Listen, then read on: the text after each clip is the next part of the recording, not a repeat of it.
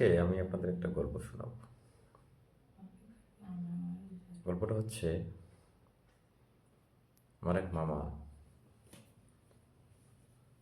তিনি ধানমন্ডি জিগাতলায় থাকতো।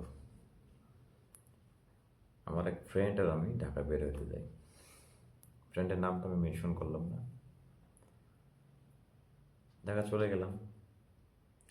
এখন মামার কথা হচ্ছে যে কদিন থাকবা, যেখানে যাবা, হোটেল, রেস্টুরেন্ট, পার্ক, যেখানে ঘুরবা, সব কিছু উনি হ্যান্ডেল করবে এবং ওনার কথা শুনতে হবে। ওকে, ফাইন। ধানমন্ডি জিগাতলা মোড়ে একটা ছোট্ট দোকানে আমরা চা খাচ্ছিলাম। চা খাবো, মা বলতেছে আমাকে, বাবা বসে পানিটা তুমি বসে খাও।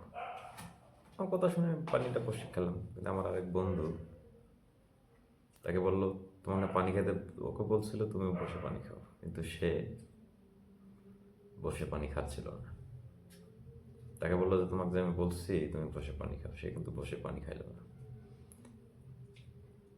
সে কথা মানলো না একদিকে, সে আরেকদিকে বললো যে আমি কি মূর্খ, আমি কি জানি না পানি বসে খাওয়া সুন্নত।